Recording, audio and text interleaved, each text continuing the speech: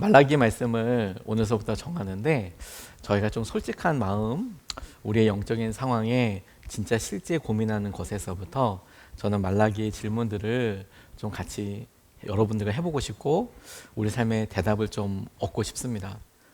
우리가 이런 질문들을 종종 하게 된다고 싶은데 하나님은 정말 우리를 사랑하실까요?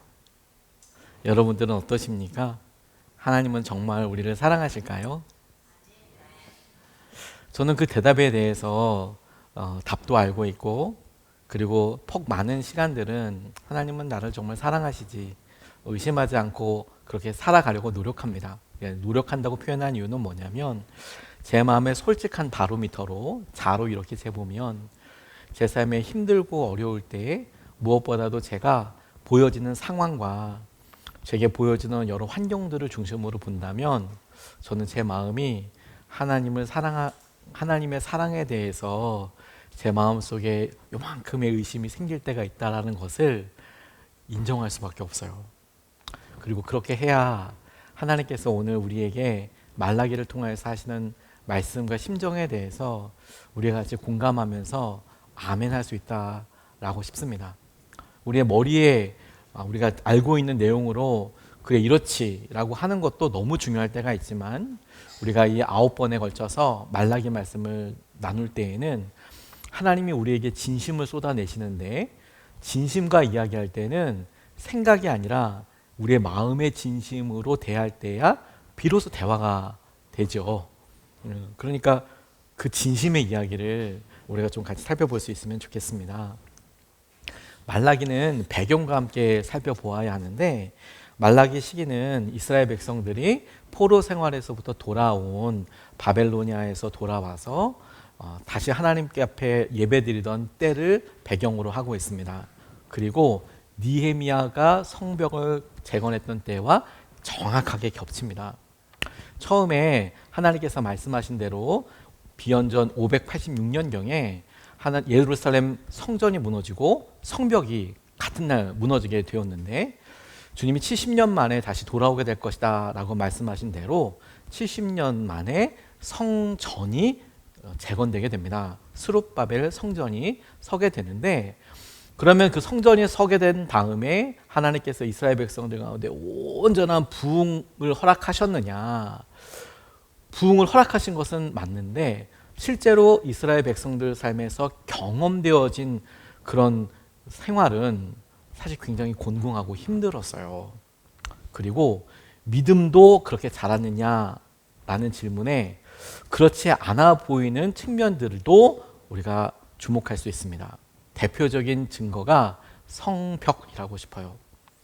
이스라엘 백성들이 하나님의 말씀을 붙잡고 에스라의 여러 부흥도 있었지만 스룹바벨과 함께 성전을 짓고 난 이후에 느헤미야가 성벽 짓자고 할 때까지 대략 70년 정도가 또 걸렸습니다. 그러면 이것을 이렇게 생각할 수 있겠죠. 70년 동안 성전은 지어져 있지만 그들에게 예배도 드렸지만 여전히 성벽이 무너져 있는 잔해 가운데 이스라엘 백성들은 그런 거야. 삶은 그런 거고 믿음은 그런 거야. 하나님께서 다윗에게 말씀하셨던 것은 완전한 승리, 영원한 하나님의 성전, 하나님께서 우리와 함께 하시고 우리를 놀랍게 이끌어 가시는 것에 대한 약속의 말씀들은 다 알고 있는데 이스라엘 백성들의 현실은 어땠냐면 성전 지었는데 하나님께서 은혜 주실 거라고 생각해서 지었지만 여전히 공공한 것처럼 느껴지고 환경과 상황으로만 보면 느헤미야가 성벽 짓다고 해서 성벽 지었는데 그러면 여러 외세 어려움들이나 힘든 일이 없었느냐? 하나님께서 은혜가 있기도 있었지만 여전히 삶은 녹록지 않았다라는 점을 알 수가 있어요. 말라기서는 대략 기원전 433년에서 432년경에 쓰여졌다고 학자들은 이야기하는데 이때가 느헤미야가 성벽을 완공한 다음에 그가 이스라엘에서 총독으로 보냈던 12년의 첫 번째 임기를 마치고 잠시 페르시아로 돌아갔다가 시간을 보냈던 적이 있었습니다.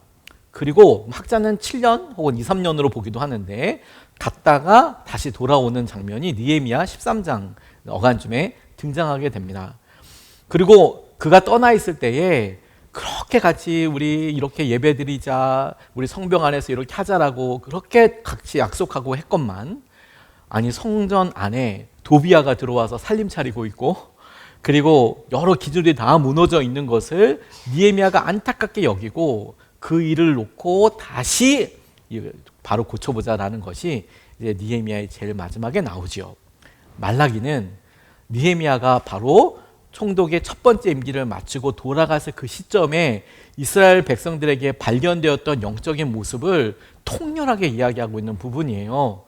하나님이 너희들 가운데 어디에 있다고 생각을 하냐, 너희들 도대체. 너희들이 지금 드리는 예배는 하나님께서 진짜 받으실 예배라고 생각이 드냐. 우리가 앞으로 말라기를 통해서 하나하나 살펴보게 될 질문일 텐데, 그런 영적인 상황들의 말라기가 하나님의 입을 빌어서 우리에게 선포하고 있는 것이죠. 근데 저는 이것이 우리 한국교회와 우리들의 믿음의 영적 현실과 너무 비슷하다는 생각을 묵상하면 묵상할수록 하게 됩니다. 우리가 어느 순간에 하나님께서 한국교회에 주셨던 부흥과 은혜의 시기들을 다 알고 있고, 우리가 너무도 존경하는 목사님들, 그분들의 사역도 너무 좋은 기억으로 갖고 있지만, 어느 순간에 교회는 힘을 잃고 영향력을 잃고 존경했던 목사님들의 안타까운 연약한 모습들을 보기도 하고, 그래서 우리 마음에 우리가 배웠던 대로 하나님을 향한 믿음이 있냐 없냐 이렇게 물어본다면 있다라고 이야기하지만, 어느 순간에 우리도 성벽이 무너져 있는 채로 살아가는 걸 당연하게 여기는 예루살렘에 있는 사람들처럼 우리의 믿음 생활도 생활의 형편에 맞춰서 그냥 그렇게 살아가는 거지 뭘, 이렇게 살아가는 것 다 그렇게 살아가지 뭘 하고 있는 모습이 느헤미야와 말라기 시대 때 이스라엘에 살던 사람들의 모습이나 이 시대를 살아가는 우리들의 모습이나 딱 적용되고 맞닿는 부분이라고 싶어요. 그렇게 우리의 삶을 딱 포지셔닝을 하면 비로소 오늘 질문과 그리고 우리의 영적인 상황도 그렇다라고 우리가 거기서 이렇게 본다면 말라기를 통해서 하시는 도전도 우리에게 회복과 또 다른 하나님의 은혜를 붙잡는 도전이 될 것입니다. 오늘 우리 첫 번째로 솔직하게 우리 마음에 질문해 보았으면 좋겠습니다. 하나님은 정말 우리를 사랑하실까요? 하나님은 정말 여러분들을 사랑하십니까? 여러분 그렇게 느끼십니까? 여러분들 삶에 여전히 가난이 계속되고 부부 사이에 갈등과 어려움이 여전한 것처럼 느껴지고, 자녀들의 미래를 놓고 기도하지만 자녀들의 행실이나 태도에 대하여 실망할 때가 있고, 우리 마음속에 있는 우울감이나 어려움에 대해서 그렇게 이제 몸부림을 치지만 별반 나아지지 않는 것 같은 삶을 가만히 보면서, 혹여라도 여러분들은 성벽이 무너져 있는 상태로 이스라엘 백성들이 살았던 것처럼 나는 믿음 생활하고 있어, 나는 예수님 믿어, 하지만 무너져 있는 상태로 혼자서 가만히 있을 때 하나님 정말 나를 사랑하시나? 이렇게 고민하진 않으세요? 오늘 1절 2절 말씀이 이렇게 이야기하고 있습니다. 다음은 주님께서 말라기를 시켜 이스라엘 백성에게 경고하신 말씀이다. 나는 너희를 사랑한다. 나 주가 말한다. 그러나 너희는 주님께서 우리를 사랑하신다는 증거가 어디에 있습니까? 하고 묻는다. 나는 너희를 사랑한다. 나 주가 말한다. 그러나 너희는 주님께서 우리를 사랑하신다는 증거가 어디에 있습니까?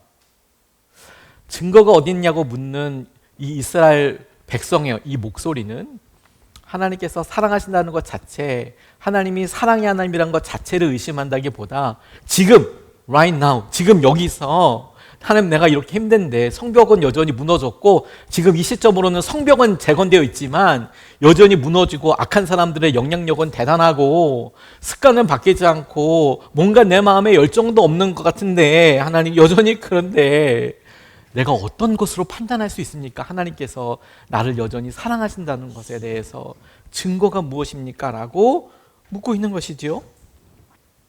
이스라엘 백성들은 상황으로 사랑을 판단했습니다. 근데 여러분, 우리는 아닙니까? 우리는 괜찮습니까? 일이 잘 되면 사랑받는다고 생각이 들죠.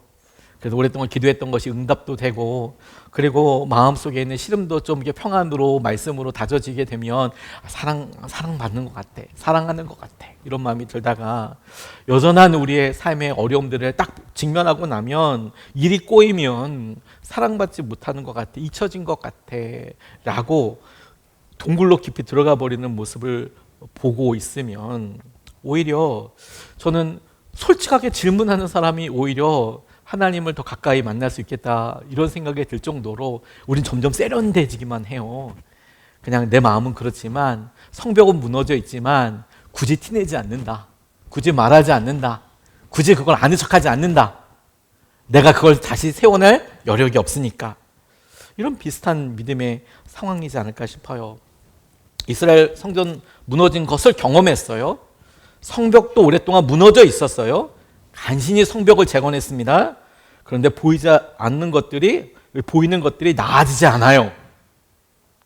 그래서 내가 집사가 되고 권사가 되면, 혹은 우리가 교회가 이렇게 되면, 그냥 우리 믿음의 가장 힘든 부분들이 회복되고, 혹은 남편이 돌아오고 아내와의 관계가 더 나아지고 재정적인 여건이나 자녀들이 이렇게 갈 텐데, 그런데 우리가 그렇게 많은 서두로 도전, 이거 넘으면, 이거 되면이라고 했던 것들을 넘었지만 더 힘들고 더 어려운 일이 있으니 성벽 재건하고 나서 힘든 삶을 살고 있는 이스라엘 백성들의 모습인 거죠.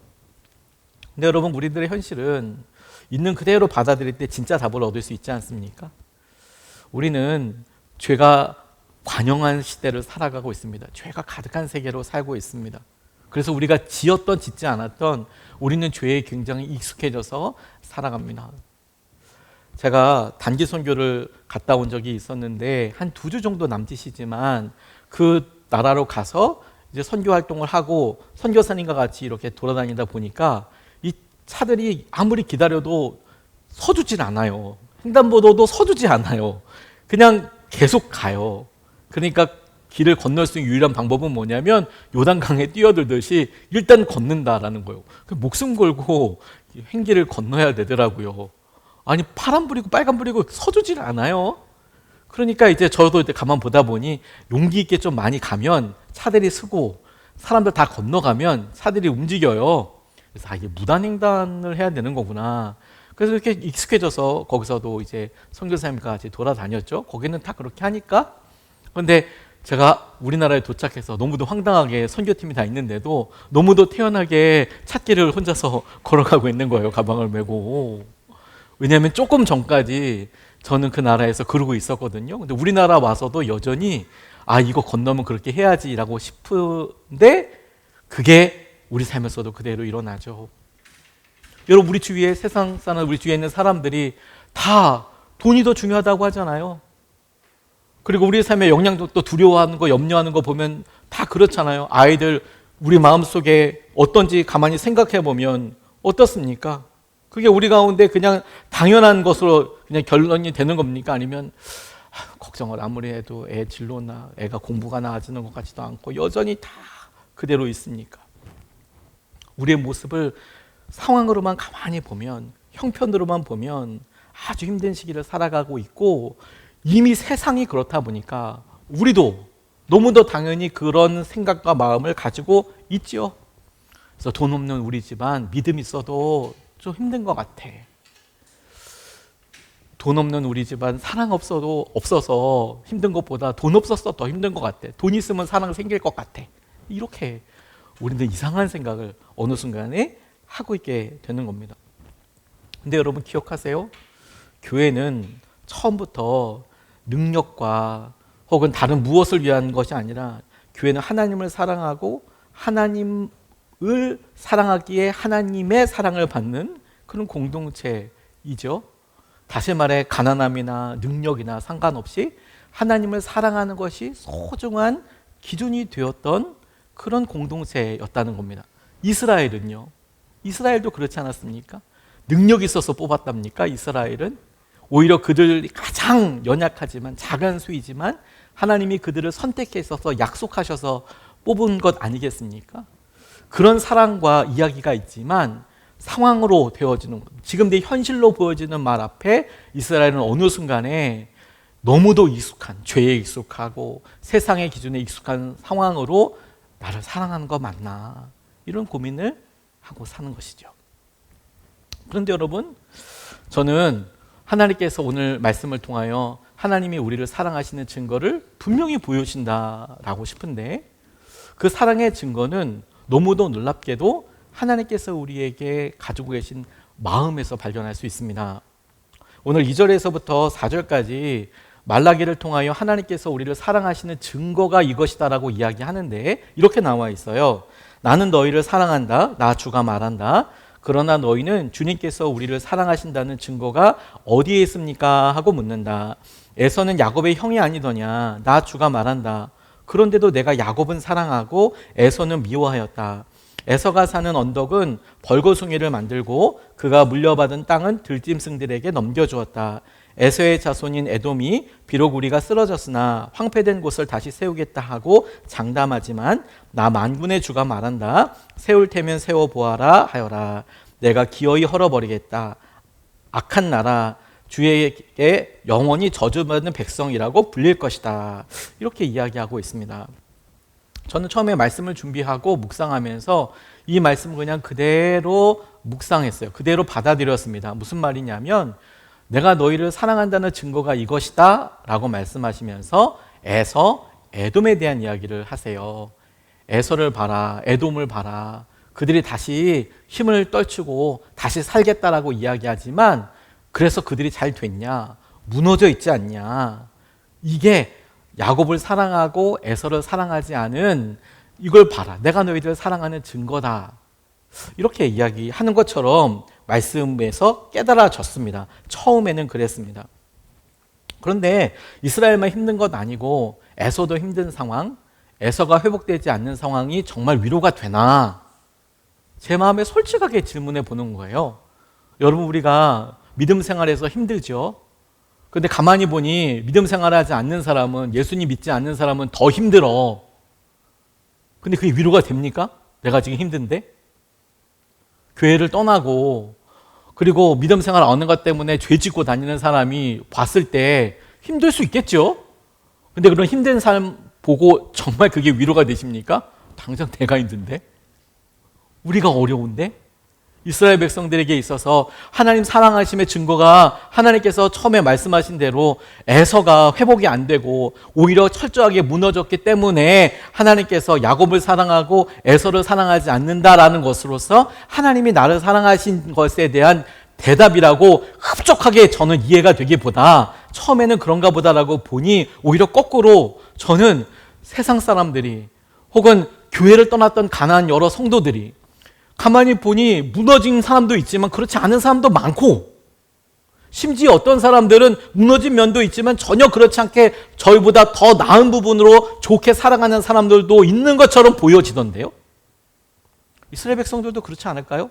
에돔과 에서가 그런 거 봐라 라고 하면서, 그래도 에돔에는 이런 거 있잖아요. 땅이라도 있잖아요. 그래도 뭐라도 있잖아요. 희망이라도 있잖아요. 혹시 이런 생각을 할 수 있지 않겠습니까? 그러면 주님께서 너희를 사랑하는 증거다라고 말씀하신 것에 증거는 없는 건가요? 그렇게 말씀을 보니 오히려 주님께서 우리를 사랑하시는 증거는 명확하게, 가장 명확하게 제시되어 있더라고요. 저는 그것이 다른 사람들과 비교해서, 세상 사람들이 믿음 없는 사람들과 비교해서 벌을 받았기 때문에, 심판받았기 때문에, 그래서 우리가 사랑받고 있지 라고 단순히 흑백으로 생각해서는 절대로 이해되지 않는 영역에 이렇게 존재하고 있어요. 주님이 여전히 우리에게 대화하고 계신다는 사실이에요. 우리가 하나님의 사랑을 받는 이유는, 예수님 믿는 사람들은 천국 가죠. 근데 세상 살면서 예수님 믿는 사람들은 다 축복받고 축복이고, 예수님 안 믿는 사람은 다 저주고 다 심판이고 다 어려움이다. 여러분, 그렇습니까? 아니잖아요. 근데 예수님 믿는 사람들한테 있는 진짜 축복은 뭔지 아십니까? 에돔도 힘들고 에서도 힘들고 이스라엘도 힘들지만 주님께서 계속해서 대화를 걸어오고 계신다는 거예요. 말씀을 허락하고 계신다는 거예요. 찾아와서 당신의 마음을 이야기하고 계신다는 거죠. 우리는 우리 안에 있는 의심의 어떤 부분들을 믿음의 약함이라고만 생각합니다. 물론 의심은 아주 우리가 영적으로 잘 살피고 그리고 대답을 찾아가야 하지만 저는 오히려 이 말라기의 도전을 이렇게 살펴보게 됐어요. 하나님께서 우리가 보기에 도저히 이해되지 않는 이 세상, 왜 악인은 저렇게 잘 되고 왜 저런 영향력을 가지고 있는 사람들은 저렇게 아무도 저 사람을 뭐라고 하지 않나 하는 이런 세상을 우리가 똑같이 보면서 우리 마음속에 상처도 있고 그래서 죄에 익숙해지고 사람들 미워하는 것, 반목하고 서로가 거짓으로 흑색선전하고 하는 것들에 대해서 우리도 어느 순간에 저렇게 다 살아가는 거지. 뭐 믿는 사람들도 교회들도 상당히 우려되는 어떤 목회자라고 스스로 이야기하는 사람과 교회들이 이렇게 하는 것을 보면 우리도 모르게 그런 걸 당연하게 생각하는 모습을 가만히 보면서 보여지는 상황이 다가 아니라는 거예요. 하나님께서 포기하지 않으시고 우리에게 계속해서 질문해 나가시죠. 때로는 그게 의심처럼 여겨지고 때로는 우리에게 그것이 깊은 고민처럼 여겨지지만 성령께서는 우리 가운데 끊임없이 예수님의 말씀을 생각나게 하고 우리를 당신에게로 끊임없이 끌어당기고 계시는 것이죠. 하나님이 하시는 물음을 포기하지 않고 우리가 계속해서 질문해 나가고 그 앞에 서게 될 때 자리를 떠나지 않고 하나님과 계속해서 그 뜻을 물어서 쫓아갈 때 우리는 알아가게 될 거예요. 저는 이와 똑같은 고민을 하며 살았던 사람이 욥이라고 싶습니다. 그리고 욥기에는 이와 같은 흔적과 몸부림들이 남아있다고 싶어요. 욥기에는 하나님의 생각과 하나님에 대한 생각이 얼마나 하나님 마음과 차이가 있는지를 그대로 보여주는 성경 말씀이라고 싶어요. 무슨 말이냐면 고난당하고 있는 욥이 내가 이런 고난의 이유에 대해서 친구들이 막 이야기를 하는데 엘리바스와 소발과 빌닷이 와서 너 이래서 안 되는 거야, 너 이렇게 해야지 회복되는 거야, 하나님은 이런 분야라고 그렇게 많이 이야기를 하지 않습니까?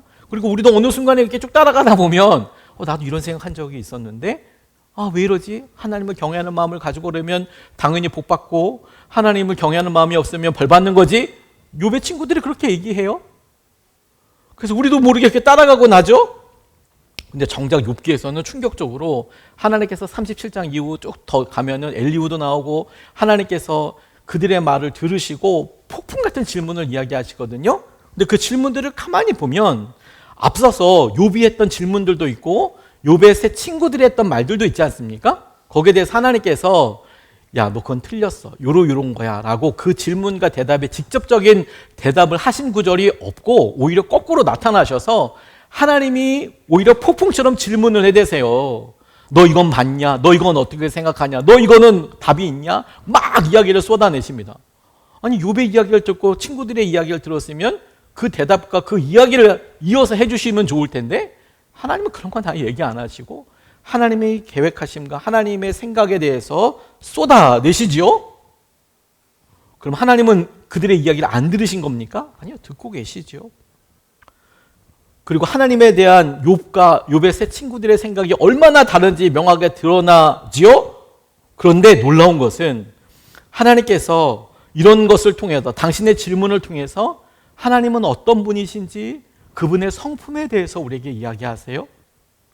그분은 얼마나 놀라우신 분인지에 대해서 우리가 이해할 수 없는 크고 위대한 분이신 것에 대해서 욥에게 이야기하십니다. 질문하십니다. 너 이건 아냐고. 너 세상을 창조할 때 너 그곳에 있었냐고. 하나님의 영원하심에 대해서 이야기하십니다. 그런데 그것을 통해서 주님께서는 지금도 살아계시고 그리고 우리의 이야기를 듣고 계시고 그리고 당신의 생각을 우리에게 말씀하시는 분이시라는 것을 드러내시죠. 이게 사랑의 증거라는 거예요. 이게 사랑의 증거. 욥이 사랑의 증거로 회복되는 것은 하나님께서 그렇게 말씀해 주셨을 때 회복이 되는 것이지 나중에 그가 재물이 2배가 되었고 자녀들이 어떻게 되었고 이 부분은 결과 중에 하나일 뿐이고 진짜 회복은 하나님께서 그에게 말씀하셨을 때 그게 증거였던 것이지요. 말라기도 똑같습니다.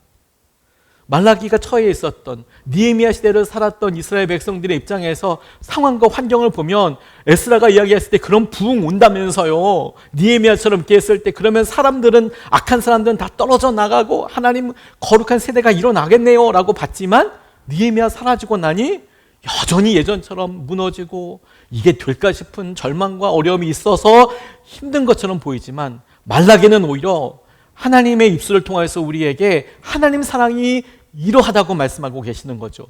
너희들이 그렇게 배반하고 떠나고 멀리 가도 나는 너희에게 쉬지 않고 질문하는 하나님이고 나는 너희에게 말을 거는 하나님이고 나는 너희를 듣고 있는 하나님이다. 이게 사랑의 증거인 거죠. 에돔이 망하는 것보다 하나님을 믿지 않는 세상이 심판받는 것보다 하나님이 우리를 포기하지 않고 말씀하시는 것이야말로 하나님께서 우리를 사랑하시는 가장 놀라운 증거 아니겠습니까? 그렇다면 여러분, 우리가 그 위대한 사랑을 우리 마음속에서 어떻게 회복할 수 있을까요? 저는 이 회복을 보며 우리가 또 뭘 해야 돼, 뭘 또 열심을 내야 돼, 이렇게 해서는 답을 얻을 수 없다고 싶어요. 아니, 시도는 해볼 수 있고 시도가 나쁘다고는 할 수 없지만 그게 지금 우리의 마음속에 솔직하게 처음에 질문했던 질문에 대한 답은 아닐 것 같습니다. 안 해본 건 아니잖아요. 해봤잖아요. 근데 잘 안 되잖아요. 근데 중요한 영적인 변화를 위한 트리거가 있을 것 같아요. 방아쇠가 있을 것 같아요. 그 변화를 어떻게 알 수 있겠나. 우리 마음은 머리로서 하나님을 사랑하는데 근데 정말 우리 마음도 그런 열정과 사랑으로 흘러넘치게 되기 위해서 어떤 변화에 주목해야 할까?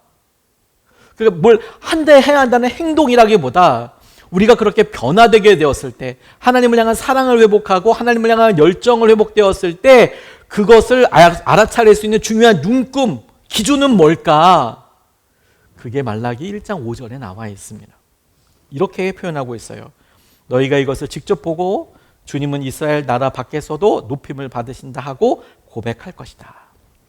너희는 이것을 직접 보고 할 때 이것은 에돔과 에서의 자손들이 회복되지 못하는 것, 이것을 보고 직접 보고 이렇게 고백하게 될 거라는 거죠. 주님은 이스라엘 나라 밖, 에서, 에돔과 이방 사람들이 다스리던 나라에서도 높임을 받으신다. 이렇게 고백하게 될 거라는 거예요. 근데 저는 여기서 변화에 대해서 주목하다 보니 이렇게 생각하게 됐어요. 하나님 사랑하십니까? 라고 질문하는 이스라엘에게 하나님이 너 사랑하는 증거가 있잖아. 내가 너를 포기하지 않고 너에게 끊임없이 말하고 있잖아. 그리고 너희들이 이런 사랑의 증거를 알게 되면 어떤 변화가 있을까? 주님이 높임 받으시는 것. 다시 말해서 우리 주님이 얼마나 높으신지, 얼마나 위대하신지, 얼마나 크신지, 우리 하나님은 얼마나 놀라운 분이신지에 대해서 네가 알게 될 거야. 네가 알게 될 거야. 그게 차이인 거예요. 그러니까 우리 마음에 상황을 보고 하나님 나를 사랑하시는지 안 사랑하시는지를 보고 판단하기보다 우리 마음의 솔직한 시금성으로 우리 마음속에 하나님은 얼마나 크신 분이냐, 하나님은 저와 여러분들 마음속에 얼마나 크신 분이냐 라고 솔직히 질문하고 대답해야 한다는 거예요. 우리가 회복되고 나면 우리 안에 확인되는 가장 큰 마음은 주님의 높으심, 주님의 크심입니다. 히브리어로는 가달이라고 하는데 하나님께서 이스라엘 나라 밖에서도 가달, 높임을 받으실 것이다. 그러니까 주님이 얼마나 높으신지에 대해서 우리가 보고 그 감각에 깨어나고 하나님께서 이렇구나, 이런데 우리에게 말씀하시는구나. 이게 우리 가운데 믿음이 살아나면 생겨나게 될 가장 놀라운 변화의 기준이에요.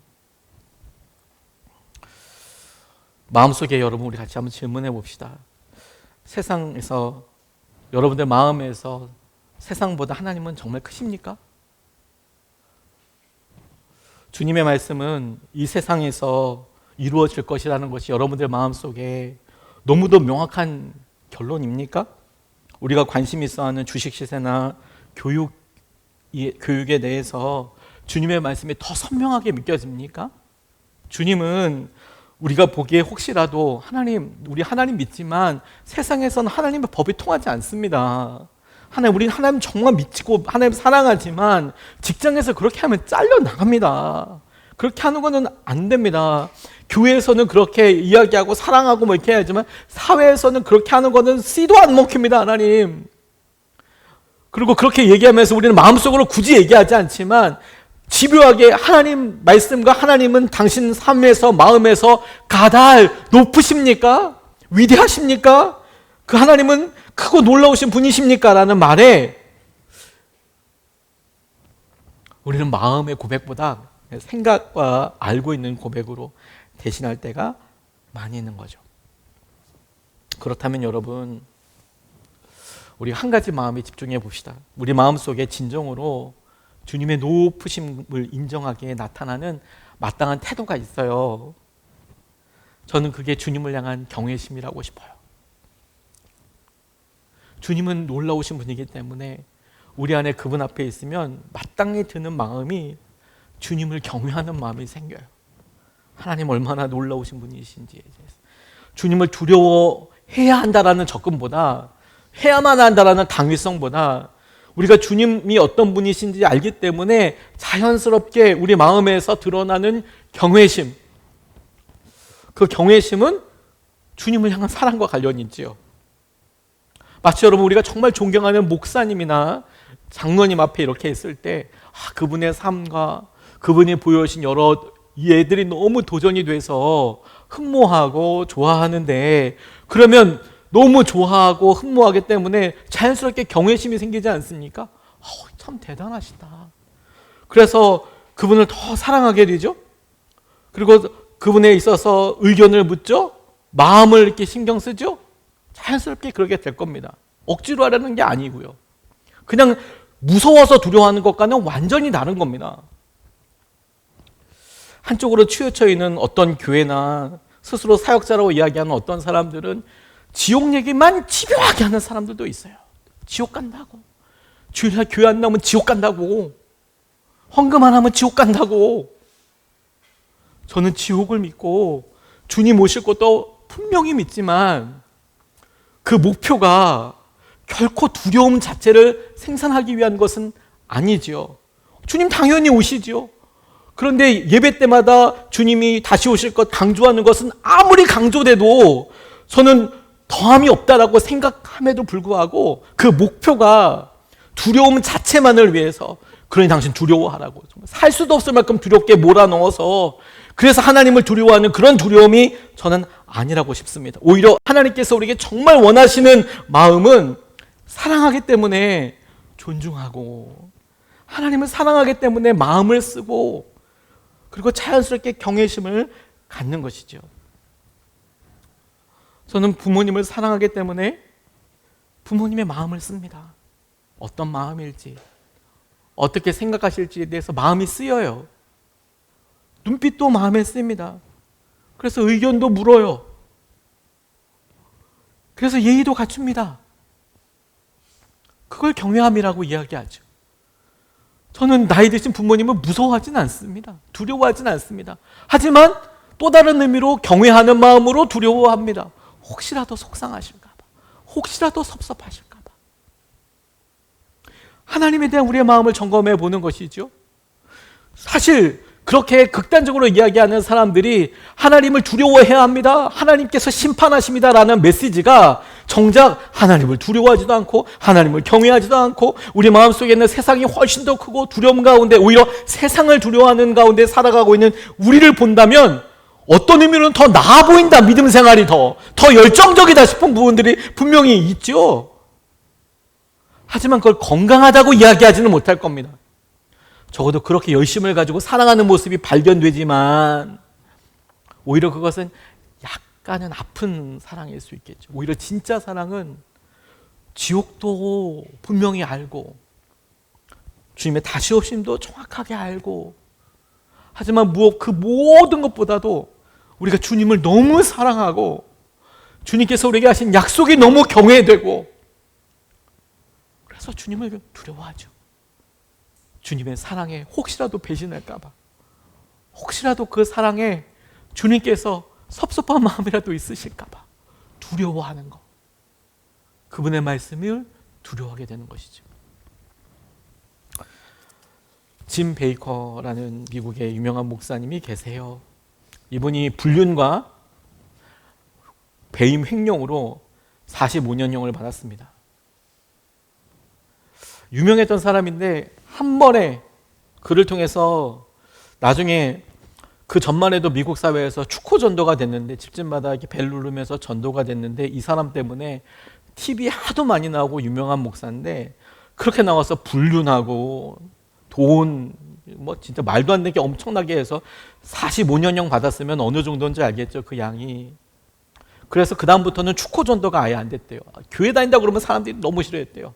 그 짐 베이커라는 목사를 보니까. 또 나중에 항소를 해서요, 형량이 5년으로 줄었대요. 또 이러면 뭐가 또 그래 법적으로 하면 또 그렇게 용서될 수 있는 부분이 있겠다, 막 이렇게 또 혼란이 있죠. 또 그렇게 지지하는 사람들은 5년형이야, 45년형 아니고 5년형이잖아, 죄 그렇게 많지 않아, 또 이렇게 할 수 있는. 딱 보니까 요즘 우리 시기랑 너무 비슷하지 않습니까? 근데 교도소에 수감된 지 4년 되던 해가 1994년이었는데 존 비비어라는 목사님이 광야에서라는 책을 썼거든요. 근데 우연히 그분한테 그 광야에서라는 책이 들어갔나 봅니다. 그래서 이분이 감옥에 있으니까 자기 면회 좀 와달라고 얘기하고 싶다고, 자기 이곳에서 하나님을 놀랍게 만났다고 그렇게 이야기하면서 면회 요청을 했대요. 근데 존 비비어 목사님이 사실 심히 의심스럽죠. 그 전에는 일면식도 없었는데 그렇게 세상 떵떵거리고 있다가 죄를 그렇게 버젓이 불륜하고 돈 떼어먹고 배임 횡령해서 들어가서 45년형이나 맞고 또 재판해가지고 또 5년 줄었다고 하는데, 그러면서 별의별 이야기 또 다 나올 거 아닙니까? 그 어떻게 믿어요, 그 목사님을? 그 목사님이라고 하기도 참 애매한 그 사람은 어떻게 믿어요? 그래서 몇 가지 오라고 하니까 가서 얘기를 했는데 처음부터 의심이 들었대요. 나왔을 때도 그렇게 TV에서도 이렇게 할 때 열정적으로 설교하고 그랬는데 지금 자기는 이 감옥에서 하나님을 다시 만났다는 거예요. 그거 믿어야 되는 거예요, 말아야 되는 거예요, 이거?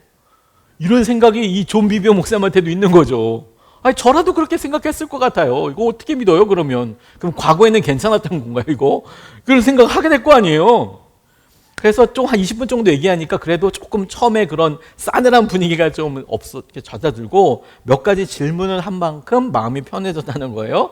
그래서 정말 생각할 수 있는 가장 큰 질문을 했대요, 이분이. 이 짐 베이커 목사님한테. 언제 예수님에 대한 사랑이 식었습니까? 이렇게 솔직하게 물어봤대요. 당신 언제 예수님을 향한 사랑이 식었습니까? 이분이 이렇게 질문한 거가 왜 그러냐면 과거에 한참 사역을 할 때 그에게서 예수님을 향한 사랑이 진짜 환하게 빛났었대요. 그의 설교를 듣는 모든 사람들은 불같은 열정을 느낄 수 있었대요. 막 하나님 진짜 사랑하나 보다, 저 사람. 그런데 그렇게 난리를 쳐니까 언제 무엇 때문에 예수님에 대한 그의 사랑이 차갑게 식었는지 그게 너무 알고 싶었대요. 근데 그 더없이 진지한 눈으로 오히려 똑바로 바라보면서 이야기하더랍니다. 그리고 그 대답이 너무 충격적이었어요. 예수님을 향한 제 사랑은 한 번도 식은 적이 없습니다. 그 말을 듣고 이 존 비비어 목사님이 너무 충격을 받았대요. 예수님을 향한 자기 사랑은 한 번도 식은 적이 없대요. 살짝 화도 나고요. 어떻게 저렇게 말할 수 있지? 이런 생각도 들고요. 수업할 때 그러니까 그 얘기를 들으니까 좀 화가 나니까 물어봤대요. 무슨 말씀하시냐고. 7년간이나 불륜을 저지르다가 급기야 우편 사기로 체포되어서 이 감옥에 들어오셨잖아요. 근데 어떻게 그 7년 동안 예수님을 사랑했다고 말씀하실 수 있죠? 아니 그렇게 이성 문제를 하고 있는, 죄를 버젓이 지옥하고 있는 중에도, 그렇게 돈을 불려나가고 있는 상황에도 어떻게 당신이 예수님을 사랑했다고 말할 수 있냐고. 그거죠, 그거. 그렇게 물어봤대요, 대놓고. 그랬더니 이분이 침착하게 대답했답니다. 저는 내내 예수님을 사랑했습니다. 그 얼굴감에 진짜 정말 그렇게 물어보는데 당혹감이 막 있는 거죠. 근데 잠시 말을 멈췄다가 이렇게 말했답니다. 하지만 저는 하나님을 두려워하지 않았습니다. 저는 예수님을 사랑했지만 하나님을 두려워하지는 않았어요. 그리고 이분이 이렇게 이야기하더랍니다. 저 같은 사람이 무수히 많습니다. 예수님은 사랑하지만 하나님은 두려워하지 않는 사람들 말입니다. 예수님은 사랑하지만 하나님은 두려워하지 않아요. 저는 여러분, 말라기 시대에 느헤미야를 살았던 사람들 딱 그와 같았을 것 같습니다. 하나님 사랑하죠. 근데 무너진 성벽을 보고 성전 다시 쌓는데 저렇게 오래 걸리고 성벽도 쌓긴 쌓았지만 140년 걸려서 지었는데 그 시기에 페르시아나 바벨로니아나 엄청난 나라는 진짜 많고 외세에서 쳐들어올 때마다 우리가 구원해 준다는 하나님은 없는 것 같고 퍽퍽 쓰러지고 포로로 잡혀가고 돌아왔던 사람들 중에서는 뭐 이방 여인들과 결혼하고 제사장도 그렇게 하고 그냥 각자 동생으로 막 살아가는데 도대체 뭐가 기준이냐고. 그 중에도 하나님은 사랑한다고 이야기하지만 당시에 살았던 제사장들이나 당시에 살았던 이스라엘 백성들도 하나님은 사랑하는데 하나님이 두렵진 않은 거죠. 근데 그렇게 살아가는 사람들이 하나님의 크심을 잃어버린 사람들이 하나님의 어미하신 말씀과 변기치 아니하시는 약속과 하나님 우리에게 원하시는 하나님의 공의에 대해서 잊어버린 사람들이 하나님을 향한 경외심이 작아졌을 때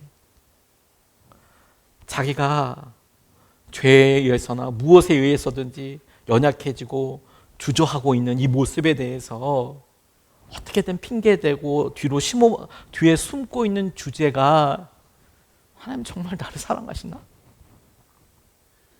그 뒤에는 내가 이렇게 사는데도 하나님은 나 심판하지 않으시던데? 사실 이런 것도 한두 가닥쯤 섞여 있는 거죠. 그리고 마치 그래도 되는 것처럼 그렇게 살아가고 있는 모습을 하나님께서는 이렇게 거울로 우리에게 느헤미야 시대, 말라기 시대에 사는 사람들 통해서 보여주고 계시는 것은 아닐까 싶어요. 여러분, 하나님은 살아계십니다. 하나님은 살아계시고 하나님은 천지를 창조하신 우리를 구원하신 공의와 정의의 하나님이십니다. 하나님의 사랑의 방식과 표현을 우리 뜻대로 제한할 수 없어요. 우리는 다만 하나님의 위대하심 앞에 찬양할 수밖에 없습니다. 말씀을 준비하면서 하나님, 우리가 전쟁이 끝이게 달라고 기도한 지가 몇 년이고 이 세상에 이 우리나라의 이 혼란을 놓고 하나님 어떤 기독교를 믿는다라고 이야기하는 사람들의 도저히 이해 안 가는 행동들에 대해서 하나님 어떻게든 말려달라고 그렇게 기도했던 모습과 그렇지 전혀 바뀌지 않는 것 같은, 전쟁이 끝나지 않는 것 같은 모습 때문에 느껴지는 무기력감과 이런 어려움들을 하나님께서 말씀 준비하면서 저한테 그대로 다 다루시는 것 같았습니다. 하지만 그럼에도 불구하고 우리는 하나님의 표현 방식과 하나님의 타이밍과 하나님의 계획은 우리랑 다르겠죠. 그렇다고 해서 우리의 현실이 그렇다고 해서 하나님의 전능하심과 하나님의 위대하심은 조금도 훼손되지 않습니다. 하나님은 천지를 창조하신 유일하신 하나님이시고 그분이 우리의 모든 것이십니다. 다윗이 압살롬을 쫓겨서 도망했을 때 그의 마음이 무너졌습니다. 그가 도망칠 때 시므리는 차라리 좀 낫어요. 피라도 안 섞였잖아요. 욕을 하든 뭘 하든 어쨌든 남이잖아요. 근데 내 아들 압살롬이 아버지 죽이겠다고 쳐들어왔어요. 도망쳤어요. 그 마음을 어떻게 이야기할 수 있겠습니까? 그런데 그가 시편 42편 5절에 이렇게 이야기합니다. 내 영혼아, 내가 어찌하여 그렇게 낙심하며 어찌하여 그렇게 괴로워하느냐. 믿을 놈 하나도 없고 내가 이거 어떻게 될까? 아마 이런 고민들일 겁니다. 그리고 저는 이 시편에 아마 여기가 중요한 포즈, 이게 쉬어서 읽어야 될 부분이 아닐까 싶어요. 있었다면 반주라도 들어가야 될 부분이라고 싶어요. 그의 마음이 환기가 돼요. 내 영혼아, 너 어찌 이렇게 낙심하고 어찌 이렇게 괴로워하냐. 그러다가 너는 하나님을 기다려라. 넌 하나님을 바라봐라. 넌 하나님을 기다려. 하나님을 바라봐라. 그렇게 주님을 기다리고 주님을 바라보니 아마 다윗 뒤에 여러 생각이 났겠죠. 하나님께서 사울에게 쫓길 때 어떻게 역사하여 오셨으며, 골리앗 앞에 있었을 때 어땠으며, 몇 마리 되지 않는 양을 줄 때 하나님은 어떤 분이셨으며, 하나님은 얼마나 나를 위해서 하셨던 그런 일들이 하나하나 생각나면서 잊혀진 것 같았고, 하나님 내 주위의 상황을 보면 싹 낮아진 것 같지만 다시 그 이야기들과 간증들과 상황들로 하나님이 어떤 분이신지를 쭉 다시 알아가면서 비로소 그가 이렇게 이야기해요. 이제 내가 나의 구원자, 나의 하나님을 또다시 찬양하려한다. 하나님을 찬양합니다. 여러분, 하나님을 주목합니다. 우리가 다시 믿음이 회복되고 열정으로 있는 것은 우리의 열심으로가 아닙니다. 시작이 하나님을 바라볼 때 우리 하나님은 얼마나 크신가, 하나님은 우리를 위해서 얼마나 놀라운 일을 하셨나, 그걸 우리가 온전히 마주할 수 있을 때 그 마음속에 우리의 마음속에 그때야 비로소 경외함이 생겨요. 하나님을 향한, 하나님 두려운 하나님이시구나. 다만 심판하신 하나님이실 때문이 아니라 나를 위하여 이렇게 해주신 하나님의 마음과 그분의 계획을 우리가 살피게 되는 것이죠. 경외하게 되는 것이죠. 존중하게 되는 것이죠. 그러면 사랑할 수밖에 없어지는 거예요. 오늘 여러분, 우리가 마주하는 성찬이 딱 그와 같습니다. 우리가 분주하게 한 달을 살아가고 그 삶 중에 우리의 우선순위가 있고 우리가 원하는 것이 분명히 있습니다. 그런데 주님께서는 매번 우리를 당신의 식탁 앞으로 초대하셔서 이 사랑이 이루어진 일을 보아라 라고 말씀하시죠. 그리고 우리는 깜짝 놀랍니다. 어느 순간에 우리도 예수님 옆에 같이 죽었던 강도처럼 그냥 당연하지, 그냥 같이 죽는 거지 뭐. 예수님도 그냥 고통당하시고 그냥 죽으신 분처럼 그냥 너무 우리랑 비슷한 수준이 되어가요. 그런데 하나님께서 그 일을 위하여 예수님을 어떻게 선택하셨는지, 하나님과 동등됨을 취함을 여기지 않으시고 스스로 하나님 그 보좌에서 내려오셔서 그 높이의 차이인 만큼 하나님 우리를 사랑하시죠. 주님이 얼마나 높으신 분인데 그분이 스스로 낮아진 것을 통하여 하나님은 그것으로 우리에게 사랑을 말씀하시는 거죠. 이게 사랑이라고. 오늘 우리가 성찬을 받으면서 하나님 정말 우리를 사랑하십니까? 혹여라도 우리가 일말의 질문을 갖고 있다면 성찬 앞에서 회개하십시오. 하나님 우리를 이렇게 말을 걸어오시고 여전히 우리에게 당신의 몸과 피를 통해서 약속하신 이 사랑을 제가 붙잡습니다. 하나님, 제 마음속에 유일하신 하나님이시고 하나님 전능하시고 살아계신 하나님이십니다. 오늘 다른 곳에서는 몰라도 하나님 제 마음에서는 하나님만 높임 받으십시오. 하나님만 예배 받으시고 하나님 저의 모든 것이 되어주십시오. 오늘 성찬 받기 전에 우리가 진심으로 우리 마음속에 하나님의 왕되심과 하나님의 높으심을 같이 기도하겠습니다.